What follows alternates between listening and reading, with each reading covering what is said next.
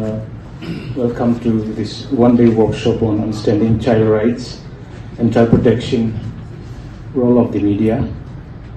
This workshop has been organized by Kohima Press Club in collaboration with Netherlands State Commission for Protection of Child Rights as part of the year-long celebration of the 25th anniversary of the Kohima Press Club. The main child protection legislation are the Juvenile Justice, Care and Protection of Children Act 2015, the Protection of Children from Sexual Offences Act 2012, and the Child Labor Prohibition and Regulation Act. To be honest, I admit that I had to Google that. Well, as journalists and reporters, we cover numerous and wide range of topics and backgrounds that sometimes make us seem or even feel that we know everything. But the truth is, we don't. We know there is the Juvenile Justice Act or the POCSO Act, but how many of us exactly know which provisions protect the identity of a victim of a violent and traumatic experience? We have also witnessed unfortunate instances where the media has been overly intrusive and reported child-related stories irresponsibly, unaware of the further damage that their reporting is causing to the child and his or her family members. It is in this backdrop that the Kohima Press Club has come up with the proposal to have an in-depth workshop on understanding children's rights and protection, so as to build the capacity of journalists and equip our members with the knowledge and skills to report responsibly on child-related issues. We are grateful to the Netherlands State Commission for Protection of Child Rights and the CPCR for gracefully accepting our proposal and also stepping forward to collaborate with the Press Club in this. The Kohima Press Club is completing its milestone anniversary of 25 years in January 2026, and this workshop is being organized as part of our year-long celebration of the occasion. We have today the right experts to help and guide us understand the children-related rights and how to ensure their protection. I think this topic, especially for us media practitioners, is imperative and non-negotiable. Journalists should know at least the basics of the existing child protection laws and uphold the best interests of the child or children when directly or indirectly reporting on minors. We need to be sensitive when approaching any sensitive issues in general. While the media must uphold journalistic freedom and that must be preserved and promoted, it should also maintain ethical and professional responsibility when it comes to reporting child-related issues and safeguard their best interests. We must prioritize child protection even if it means to compromise the local perception of competition for headlines, winning the audience or increasing the number of readership, viewership or followers, as one may call it in this day and age of social media. That being said, we are all keenly and excitedly looking forward to an enriching session with our most resourceful Madam Mezivole.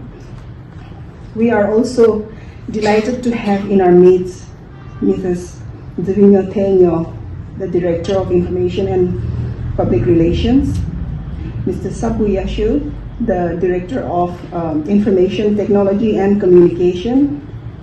We are grateful for your constant support towards the press and media fraternity. We welcome you and your team.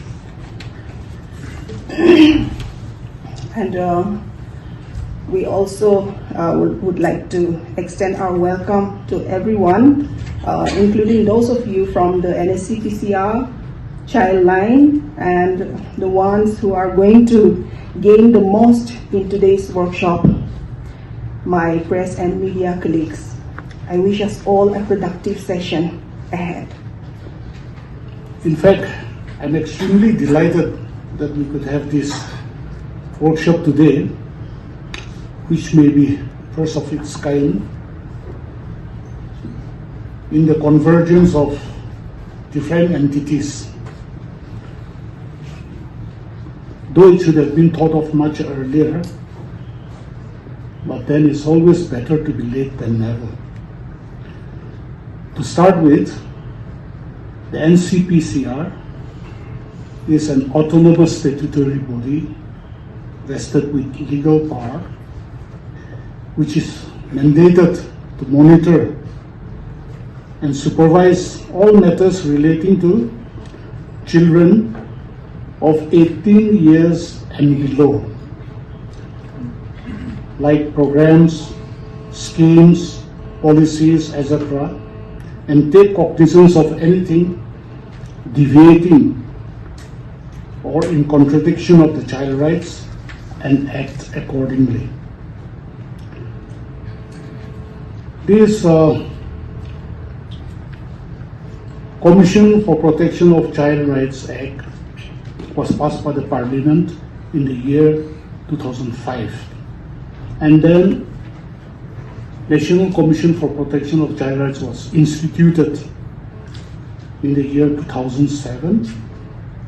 And accordingly, Nagaland State for Commission of Protection of Child Rights came into being on October 2013.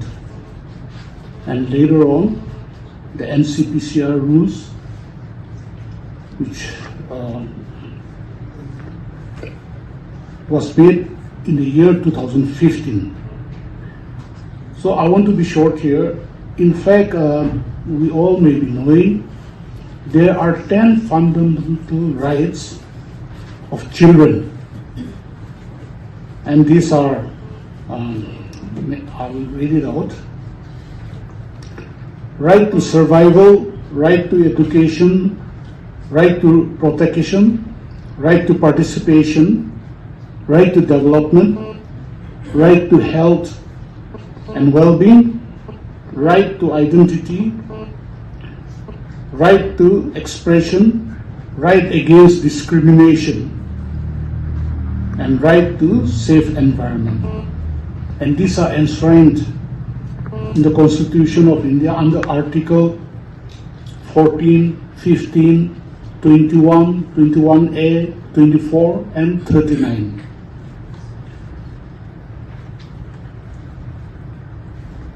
However, as we all know, that due to depravity of human hearts, today we see the gradual rise of unabated crimes against children, which was once alien to our society. As we became more cosmopolitan in nature, in spite of knowing that the life of every children is important, as they are the backbone of the society, how much are we doing in order to curb this menace is a big question in front of us today.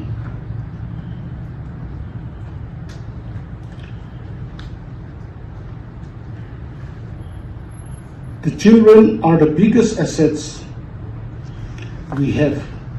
It is our sole responsibility to see that they grow up in a conducive atmosphere, to develop their mental and physical health without any fear from vices against them. Only then we can transform our society to a desired future ahead. Likewise, In a modern society, press and media play a vital role in bringing light to darkness. Without press and media, society will be in darkness, and when in darkness, there can never be any progress in the society. In today's world, the fourth estate, or the press and media, act as watchdog for the people by scrutinizing the activities of the government, different institutions, and organizations. It also plays an important role in the dissemination of the right information by edifying the society. It also helps in forming sound decision for leaders of the society. Like the children, the press and media are important pillar in shaping the future of our society. Here I would also like to be honest by expressing my appreciation to the present dispensation or the government of the day under the dynamic leadership of our Honorable CM, Dr. Nipur Rio, who is deeply concerned and committed towards the welfare of the children by understanding the importance that our future lies in the hands of our children. Therefore, it is the bounden duty of all the stakeholders like us and all the parents and every citizen of the state to promote the protection of child rights to its entirety. Lastly, as it has already been said by Madam Alice, the President, the main purpose of this workshop is to know where to draw the line, particularly while dealing with cases relating to sexual and other abuses towards minors or children, by protecting the identity of the victim or information that may indirectly lead to knowing who the victim is. I hope by this workshop, all of us will benefit from the vast knowledge of our eminent resource person we are privileged to have. With this, I conclude my time. Thank you, everyone. Giving me this time to say a short speech on this one-day workshop on understanding child rights and child protection and the role of the media. Like our chairman has informed us, the commission was set up in the year 2013, and we were aware that the commission had been set up, but it was this year, I believe on 20th May, that Sir and his full team, they came and discussed about the possibility of having such a program with us. And while talking about the role of the media, the medium that is most pervasive now is the information technology boom. So naturally, that is where the IT department comes in. And the topic as such, you will hear all the legal aspects from the expert, so I will not dwell on that. But the topic is something which is which will, if not handled properly, or if we are not conscious and take appropriate measures, it will have far-reaching consequences on our society. So I believe that it's an opportune time, and the chairman, with his foresight and experience in administration, he has brought together all the stakeholders, I believe. So this is a good start, because it cannot just be we cannot just throw the responsibility to each other. It is something which everybody, including the public, have to be aware, because the NSCPCR alone cannot tackle this problem. So, in our own way, we should all step in and help in creating more awareness on this issue. And I believe they are starting with the media because, ultimately it is the media that wields a lot of power in society. We have different agencies of power, but it is the media. You have the power to, through your reach in whatever medium, that you have the power to inform, and you have the power also to form opinions. We all know that one of the tenets of responsible reporting is like objective reporting, factual reporting. But while doing that, you can present the stories in such a way that your story doesn't just cover the facts, but it also informs and educates the reader. And the power of the word, be it in the print format or be it in the digital format, it is so powerful. So the choice of words and the presentation of the sentences, it is very important. That is how the role of the media can never be underestimated. And I know through our association with the media fraternity in the department that the media in Nagaland is by and large responsible. It's a responsible media fraternity. But with the onslaught of the digital media, now there's more challenging times ahead for us.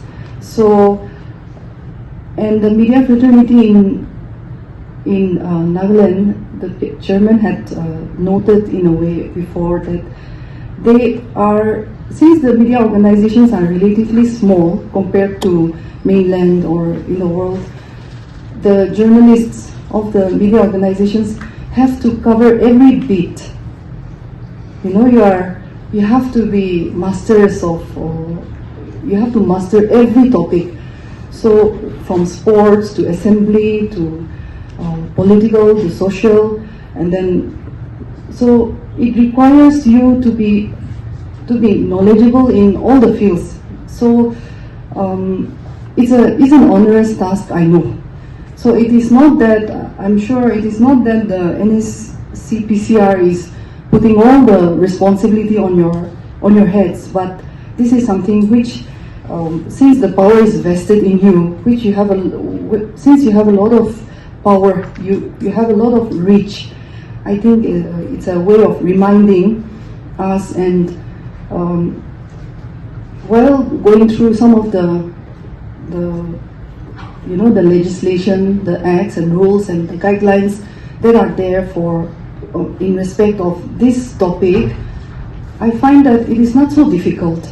Since the interpretation of the rules will be done by the judiciary, it's quite simple for the media to be aware of the basic tenets of the rules and the guidelines. And if we follow those basic foundations, then it is quite easy to achieve what the child rights and child protection is all about. So it's a very good start, and I applaud everyone here for being here. And through this initiative today, I hope that the message will carry on, that in Nagaland we are aware, we are awake to this menace. So this message itself will reach out to our colleagues, to our people in all the districts, and I wish the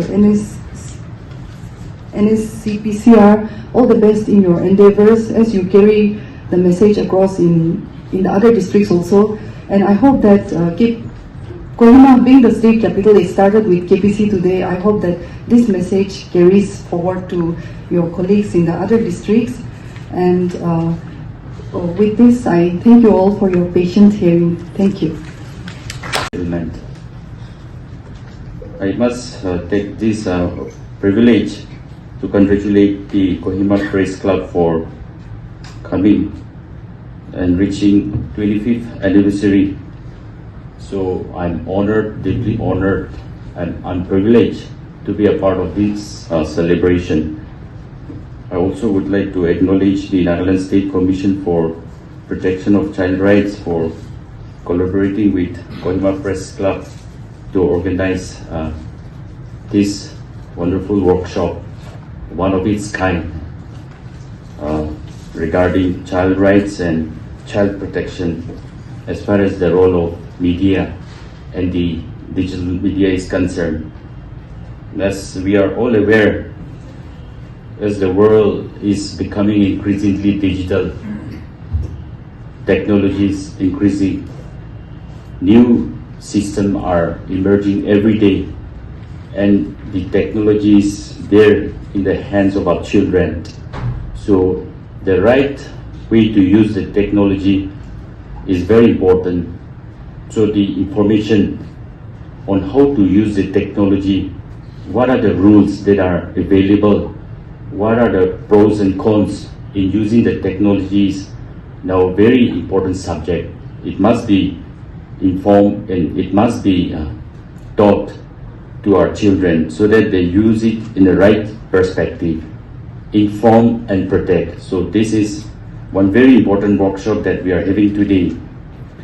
Taking this privilege, I would like to refer to IT Act 2000, where various provisions are there to protect the child rights as far as the digital media and technology is concerned. Information Technology Act 2000, Section 66E, it says that penalizes the violation of privacy, including capturing and publishing or transmitting. So you may be publishing or you may be just forwarding some images of information, images of a person or a child without his or her consent will lead you to imprisonment as well as huge fines.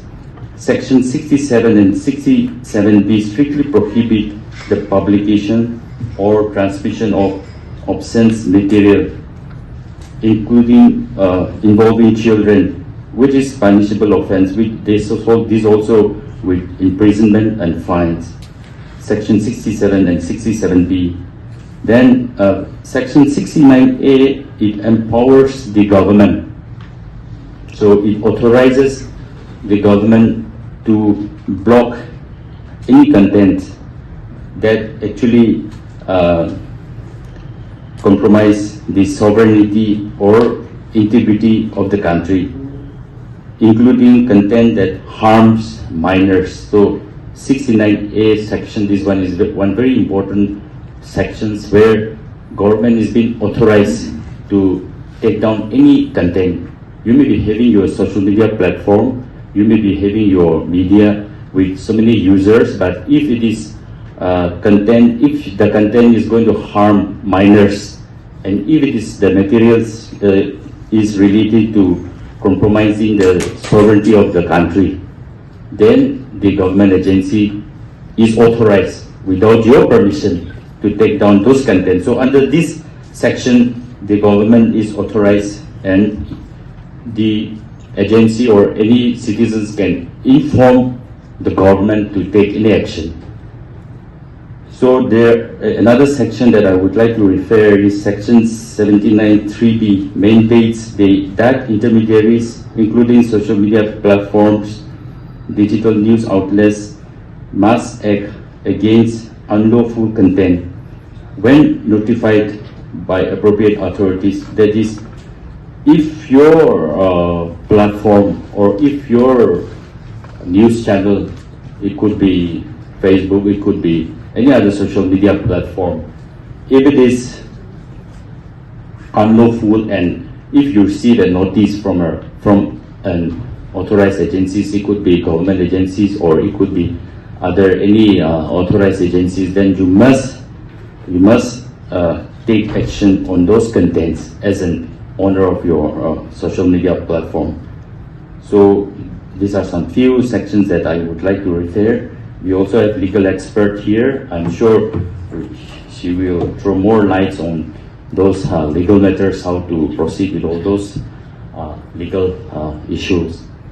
So all these rules are there with us, and all these acts are there to protect us.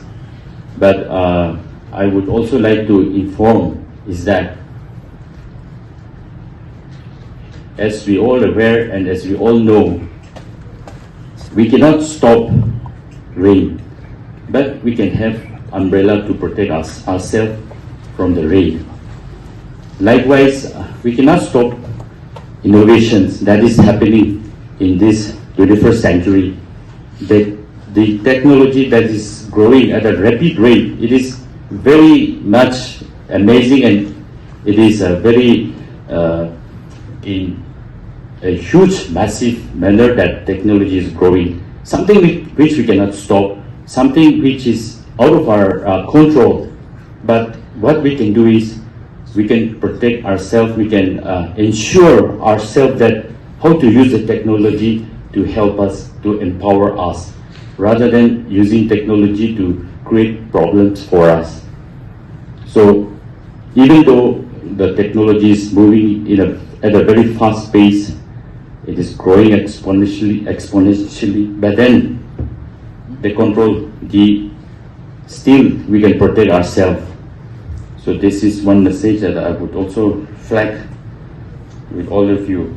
Last but not the least, this kind of workshop is very important, and the Department of IT, we are very much willing to collaborate with you all even in the days to come to be a part of this kind of training. And let us together build an ecosystem. Let us build an environment that is safe for our child, for our people, so that our future is safe. With these few words, I would like to thank the Kohima Press Club and the Nagaland State Commission for Protection of Child Rights for inviting me to be a part of this program. Thank you. Playing a great role, and after your resumption as the chairperson, we find that a lot of activities have been happening, and we feel that this is the right platform where the child rights and child protection can be carried forward. I also I appreciate the media, because when as the legal service authority persons, when I was serving as member secretary, and even now also, the media, we find that whenever we have our programs done, we find that our activities are being highlighted in the social media, in the press, in the newspapers, in the radios and different channels. And see, we are able to reach out to perhaps 50 people or 100 or maybe 1,000. But when the media, they highlight our programs, it reaches out to 10,000, 20, 30, 40,000, not only in the district but outside the district, in the whole state of Nagaland, and also across the Northeast and in the nation also. So we are really always appreciative of the role that the media plays in all the legal services activity programs that we carry forward. And I would like to take this opportunity to thank all of you, and also to extend our appreciation to all of you before I enter into the topic.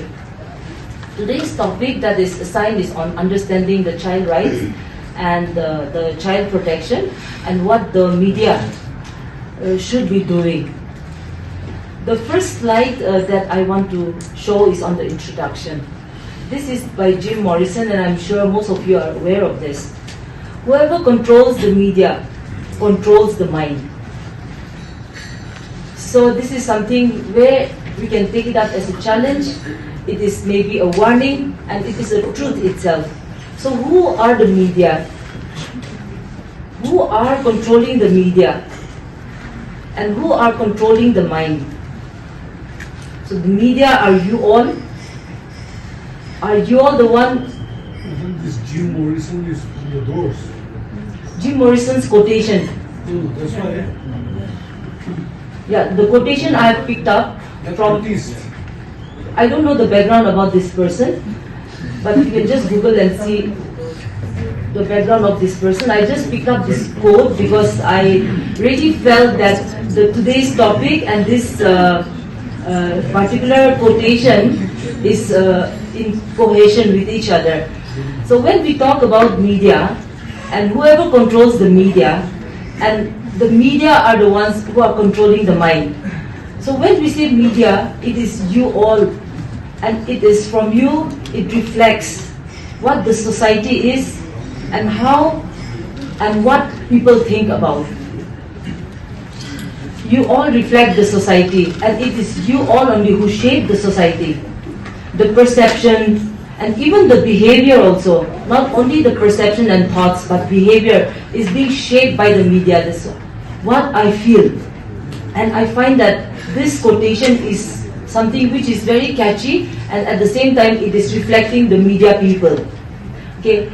Now when you frame issue, how do you frame the issue? A particular story comes about, maybe of corruption or some crime happening. Let's take the example of a child. The child is an accused, or the child may be a victim. So how do you frame the issue? The issue may be framed in a positive way, or in a negative way, or it may be neutral, or it may be emotional. So then so much depends on the media.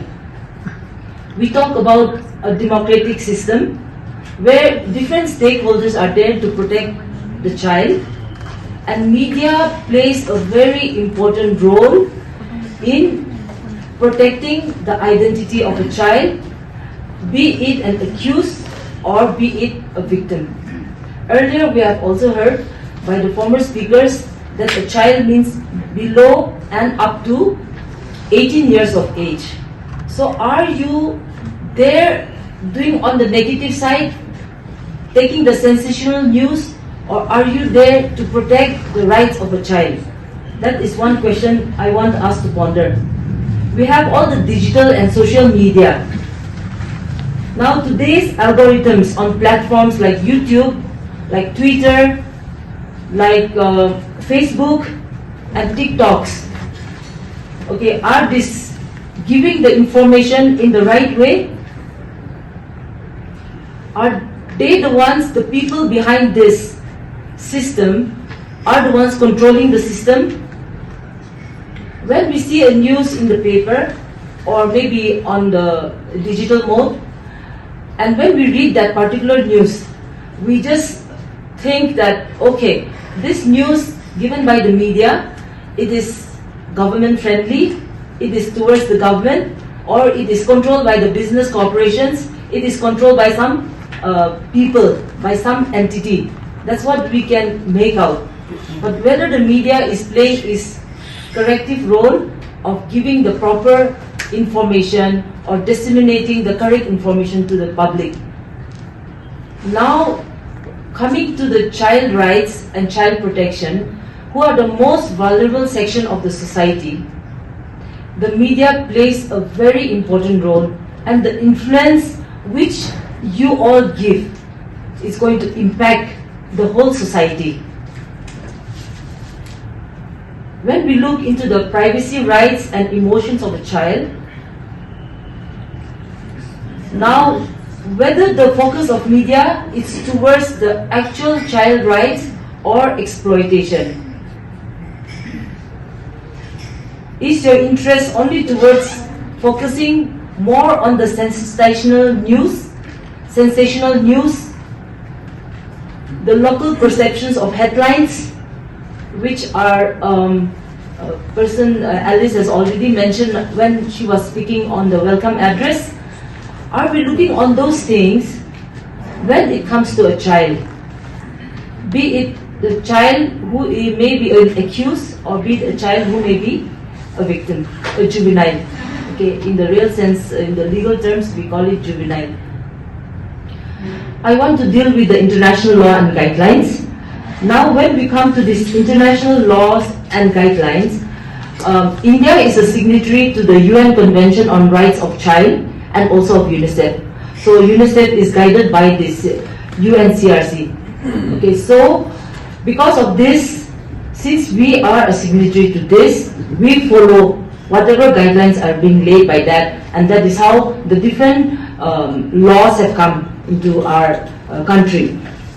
Now when we deal with the, not go into detail, but some of the most important things when it comes to this are the non-discrimination, it looks into the best interest of a child, which our law also have been able to implement. Right to life, survival and development, right to be heard and participate. So these are some of the few tips. Then when it comes to the UNICEF, under UNICEF also all the various programs we carry out. So like to respect the dignity of the rights of a child, pay special attention to child's privacy or confidentiality while interviewing or reporting on child, then protect the best interest of child, more or less the same thing which the UNICEF is following. Then give due weightage to the views of child as per age and maturity. Consult those who are closest to child's situation and best to assess it about political, cultural, social ramifications of any reportage, and not to publish anything putting the child, his siblings or peer at risk. So the international law and the guidelines are showing that. Now when we come to our domestic laws, earlier also some of this have been mentioned. We have the Juvenile Justice Care and Protection of Children Act of 2015, and the relevant portion for the media is section 74. Then the Press Council of India Act 1978. Then we have the Indian Penal Code 228A, but now we have the Bharatiya Nyaya Sanhiti, BNS we call it, that is under section 72. Then the Cable Television Network Regulation Act. Then comes the POCSO, Protection of Children from Sexual Offence Act. And earlier, our earlier speakers have also mentioned about the IT Act and also on Child Labour Act. So these are some of the domestic laws that we have. Firstly, the Juvenile Justice Act, which is very important for all of you here. I would like to just, if I don't show it physically, then I may be misquoted, or maybe I will be quoted. I'm just joking. But then I'm also having a time where I'm wondering whether I will be quoted correctly or I will be misquoted, or maybe some live checks may be going on. So if you look into this section 74, the prohibition on disclosure of identity of a child. Okay, so this becomes very important for all the media personals, and no report of any newspaper, in any newspaper, magazine, news sheet or audio-visual media or other forms of communication regarding any inquiry or investigation or judicial procedure shall disclose the name, address or school or any other particular which may lead to the identification of a child in conflict with law, or a child in need of care and protection, or a child victim or witness of a crime involved in such matter under any other law for the time being in force, nor shall the picture of any child be published, provided that for reasons to be recorded in writing, the board or the committee, as the case may be, hold the inquiry, may permit such disclosure if in its opinion such disclosure is in the best interest of the child. Then the subsection 2 says the police shall not disclose any record of the child for the purpose of character certificate or otherwise in cases where the case has been closed or disposed of. And number 3, any person contravening to the provision of subsection 1 shall be punishable with imprisonment for a term which may extend to 6 months or fine which may extend to 2 lakhs or both. So this is one provision which is very important, and I'm sure all of you are aware of this provision, but I would like to also reiterate on this provision that it is very important to protect the identity of a child. The child has its own rights, so one should protect that. The most important thing is child in conflict with law. That means the child is a juvenile, the child is an accused. The child in need of care and protection. That means the child may have been abandoned, or the child may be in adoption, the child may be in the shelter home. So child means we all know below 18 years or up to 18 years. So then, or a victim of a child victim, maybe in a rape case or in some sexual assault, or some cases an offense has happened to the child. Or when we say witness of a crime, now a child has been victimized, or it may be like a case which has happened to an adult and a child is a witness in the crime. So the child also should not be revealed. The child said this, or the name, the school, the identity, the family members, all these things are restricted under this act.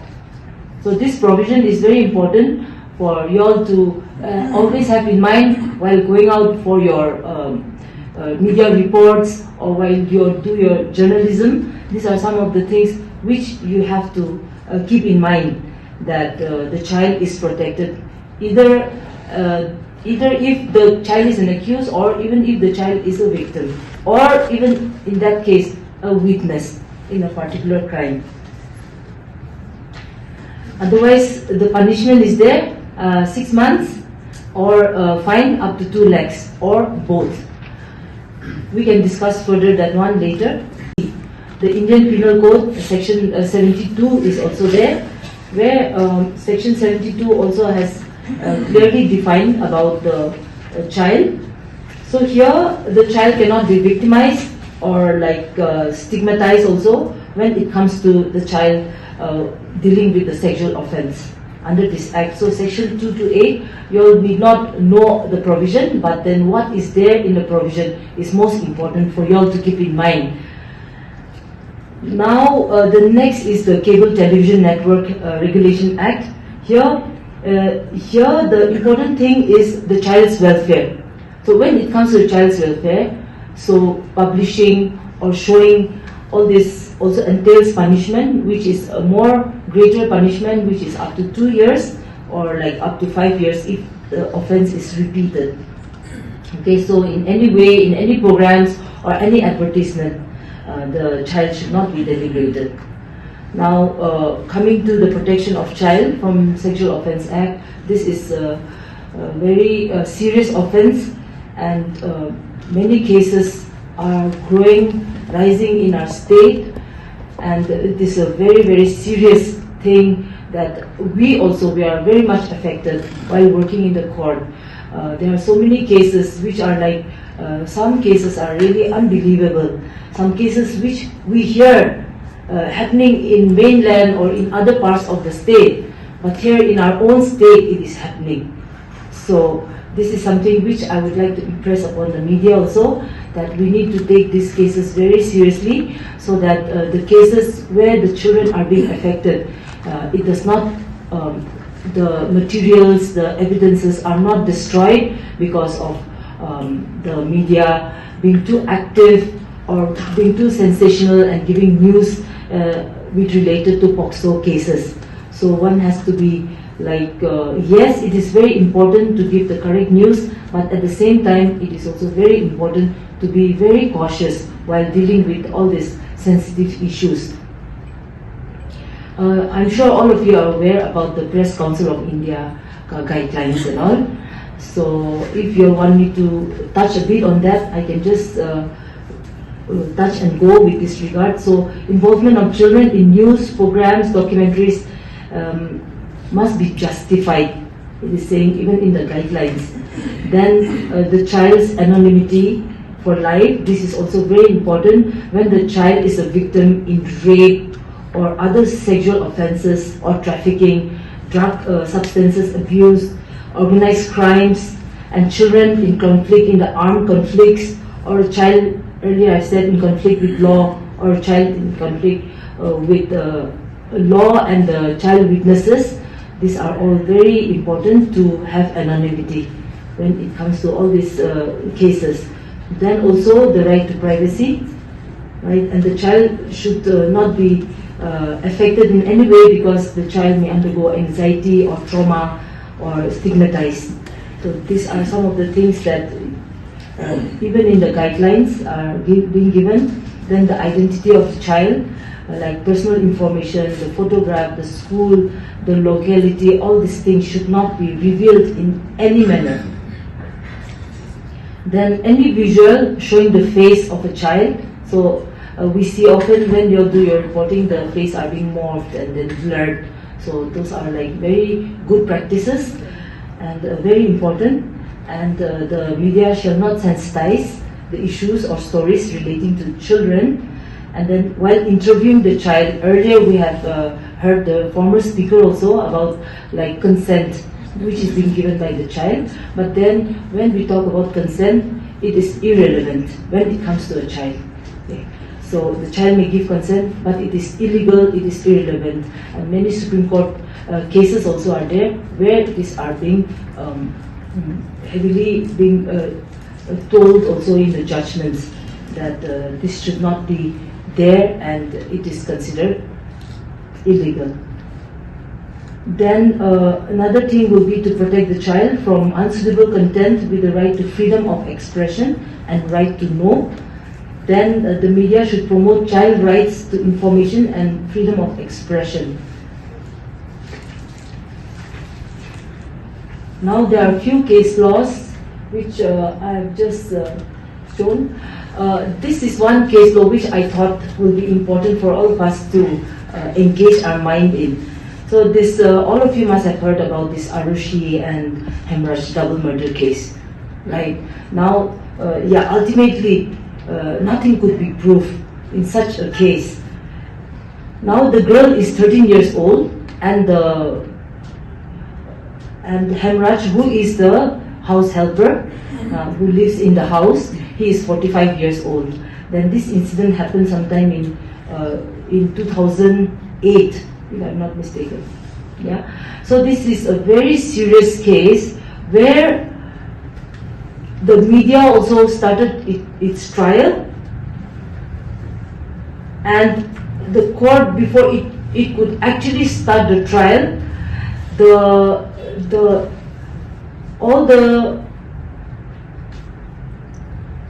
all the evidences which were available, it has been totally destroyed.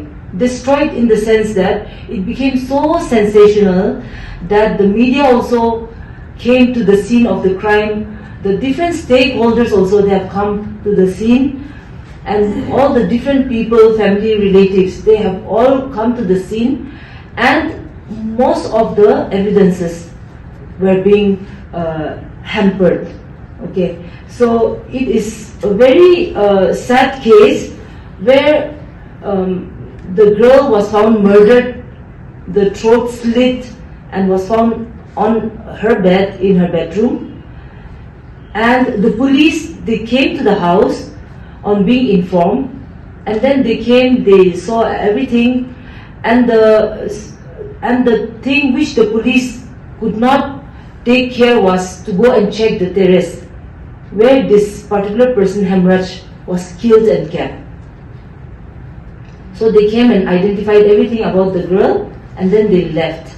And only the following day, after checking, the father also gave money to the police to go and check this particular person.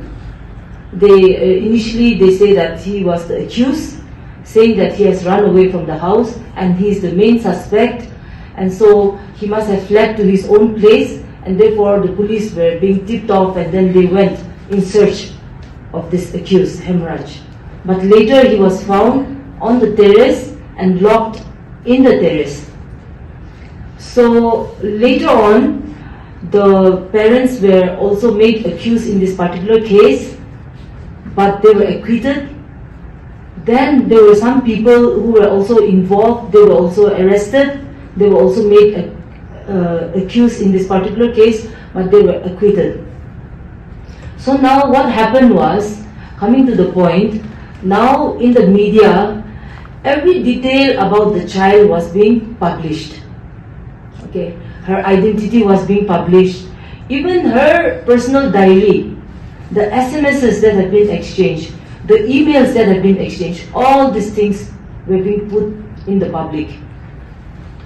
And therefore, the identity of the child could not be covered. One is not supposed to disclose the identity of the child, but in this particular case, everything was being revealed. And so it has become a very unfortunate case where no lead, nothing could come about in this particular case, and the closed case was just an open and shut case. So leaking private information, it violates the Juvenile Justice Act, it also violates the POCSO Act. Okay. Now the character assassination part on the child, the parents. Then the victim turned to accuse. Arushi also, and at the same time Hemraj also, both of them. But Arushi being the minor, 13-year-old, the victim became the accused in this particular case, because everything was being revealed about Arushi. Now the public perception and the justice based solely on media coverage. So everyone waiting for the information every day about what is going on in this Arushi and Hemraj double murder case. And then the media is giving all the information every day. So the looking towards the sensational side and then ignoring the child rights, the protection of the child is also a very unfortunate thing, and which also should not have happened, which is also not allowed. But this case, and likewise in many other cases also, these things are happening. So let us keep in mind about not violating the ethical rights, the legal norms, keeping those things in mind. You may kindly deal with your cases when you frame your issues. In court also we frame issues, like when it comes to civil cases, then the particular facts of the case are placed before us, and then from there we take out the issues and we frame them, and accordingly we come to the conclusion. When it comes to the criminal aspect, we determine the points for determinations are there, and then we frame it, and then accordingly we deal with the cases. Likewise, earlier I've already mentioned, when you frame your issues, it should be, it should have proper framing of issues. You should keep the right of the child and protection of the child in front of you, so that the child is not affected in any manner.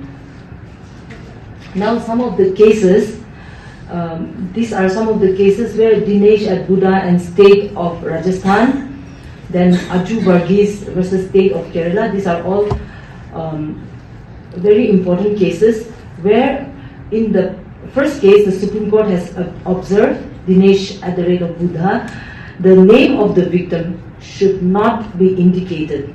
So this is a very strong observation made by the Supreme Court, and we have chosen to describe her as victim in the judgment. So the name is not revealed here. Even us also, when we write our judgments or pass any orders, we don't reveal the identity of the victim or even the child witnesses. We put XXX or we use the word victim only. So that is because of the direction of the Honorable Supreme Court. Then coming to that Nipun Saxena's case, this is a very important case and a celebrated case. So even in the remote manner also, you should not disclose any facts which can lead to the victim being identified and which should make her identity known to the public at large. Okay, so in no way, no person can print or publish in print, electronic, social media the name of the victim. Not only publishing or passing on information, but not even in a remote way also. Remote way would mean that supposing here is a victim A, and then you are saying, not saying the name of the victim, but you are saying that this particular victim went with these friends, or this particular victim belongs to this community, to this tribe, or this particular victim is in this school. So then you are revealing the identity of the child, isn't it? So these are the things which should be avoided. It is very important to always keep at the back of your mind not to reveal the identity of the victim even in a remotest way also.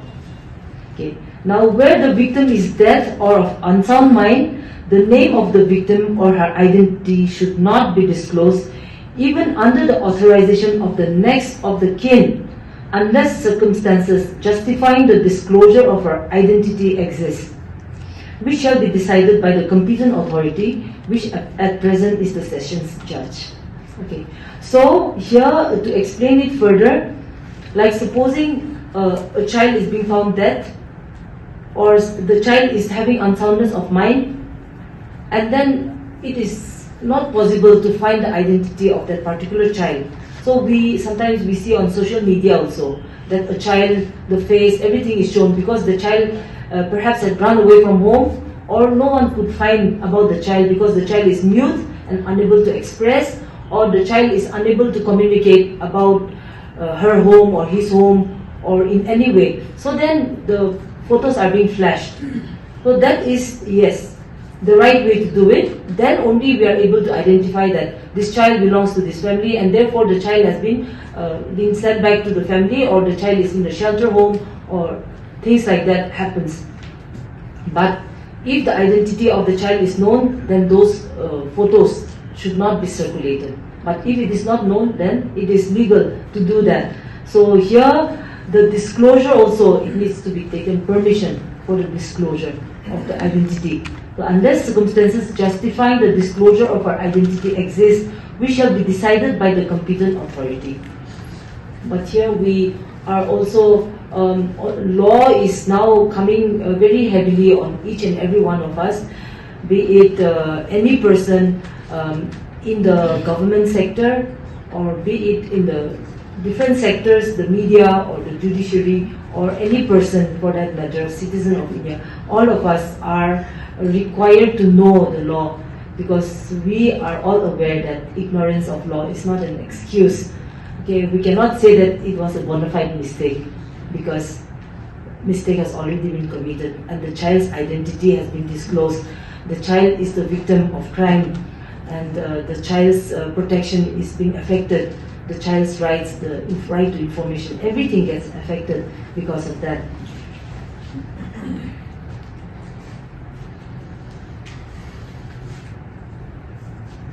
Sakshi's case, though, it is like just for certain procedural safeguards is there.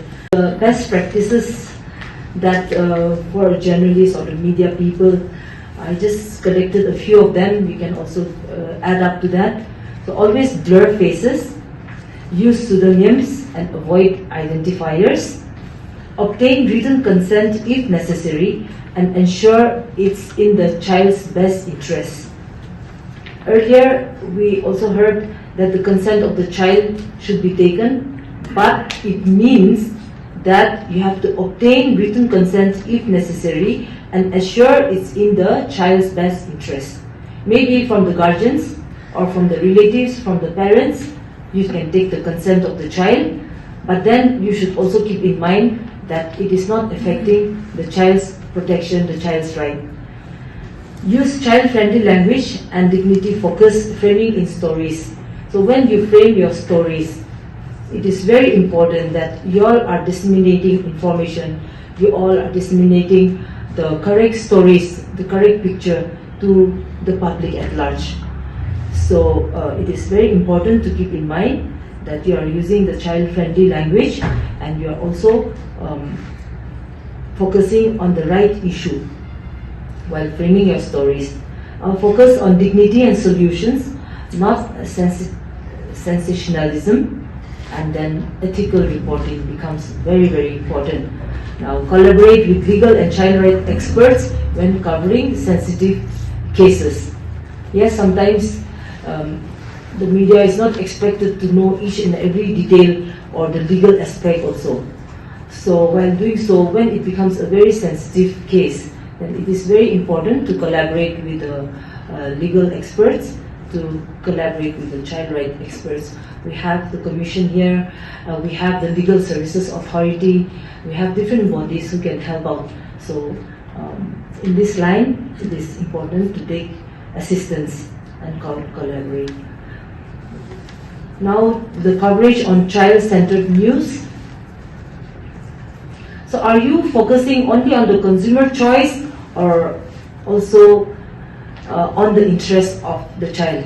So the best interest of the child is very important for you all to keep at the back of your mind when you are dealing with a case, victim, a child who has been sexually abused, or a child who has faced sexual assault or aggravated sexual assault or rape, all these things. So it's very important that you must always keep the best interest of child. Then you have to provide child-oriented news contents. Just a kind of practice for you all. Then develop interest. Now for the children, are we also taking care of the children's education or the right to information for a child? This is one thing I also want to impress. Like when in the newspapers, whether a child is taking interest in reading the newspaper. So in order to generate that, it is also important to give some very interesting news of children, which will be able to give a right sense for the child to read newspapers, to engage children and youth, because they are the future population of ours. So this I also want to impress upon you all, to provide news which will gauge the interest of children, because the children also, the guidelines which I have also mentioned earlier of the Press Council of India, one of the guidelines is right to information of child, to get proper information suitable to them. So this is also one of the areas which the media also, if it is covered, it will be of great help. Already mentioned, so we are coming to the end. We just want to wrap up some of the legal rules every journalist must follow when covering children. So we have already seen not to publish child's name or photo in sexual offense cases. Like I said, the penalty is up to 6 months imprisonment and fine. Then not to reveal the identity of the child in conflict with law. So in the JJ Act, the penalty is up to 6 months imprisonment and fine. Not to share or circulate child sexual abuse contents, even if it is for awareness. Earlier, the earlier speaker has mentioned about Section 66E, Privacy of Child, and 67B, IT Act. That is the penalty. It's up to 7 years with fine. Then to obtain written consent from guardians when interviewing or filming children. So to ensure the child is not portrayed in a demeaning, exploitative or dangerous ways. We will collect the suggestions later, and so we come to the conclusion. So now do you believe whoever controls the media controls the mind? Already mentioned, so we are coming to the end. We just want to wrap up some of the legal rules every journalist must follow when covering children. So we have already seen not to publish child's name or photo in sexual offense cases.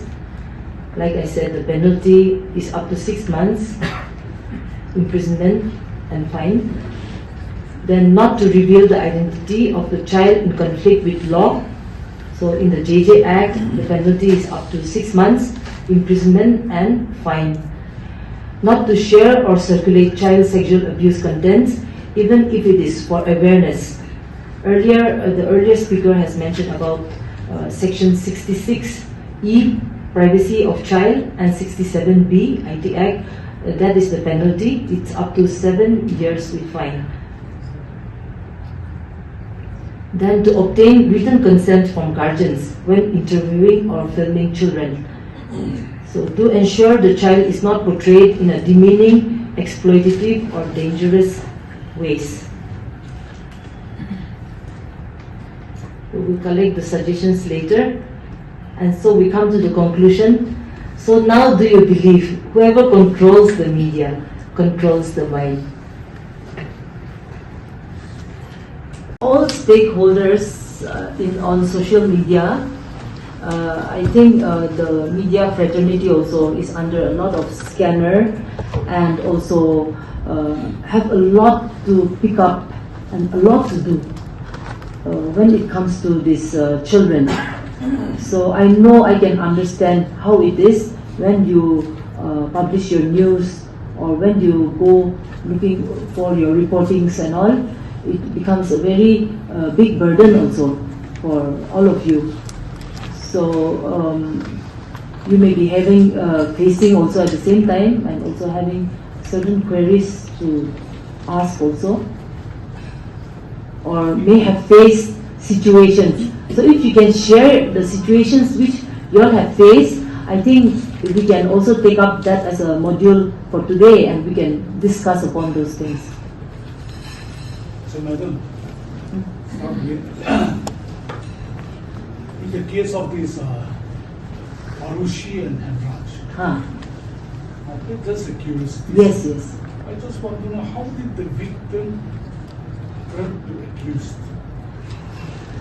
So see, when the victim was found, the next list and all those, now the entire life about the victim was being portrayed in the social media.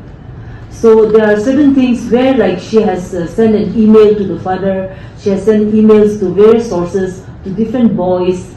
So she was in touch with different people. She was just 13, but then most of the time she's alone at home because both the parents are doctors and they are very, very busy people. So then she has so much time in hand. So now when she has done those things and when her SMSs went to the entire media, when her personal diary, everything got shown in the media, now people started saying that she is not a victim but she is an accused because she is the one who has been sending such emails, maybe some emails given to the father, threatening the father, or to the boys with whom she was in touch, the SMSs that were sent. So some maybe objectionable languages were there in her SMSs, in her emails and all those. So then the public also, the media also, they started saying that she's not a victim but she herself is an accused. Because she is herself, though she is young, she is a minor, but still she is doing all these things which adults do. She is doing all these things which are like she's not supposed to do. So then her case got affected, and it can be viewed like she herself is an accused in this particular case. So then the media becomes a very important tool, very powerful, that even a child who is a victim in the case can be shown, or not made a victim, not made an accused, but can be shown as an accused. Then what is the opinion of the law? So then, in such a situation, like see, the disclosure of a child, be it a victim or a juvenile, it is not permissible. Yeah. So it is not permissible, even if the child is a juvenile, has committed some offense, still the child should not be disclosed at all because they are very vulnerable. In fact, they are the most vulnerable section of the society. So then their identity should be protected. But the unfortunate thing in this particular case is her identity, not only her identity, but then everything about her was full blown.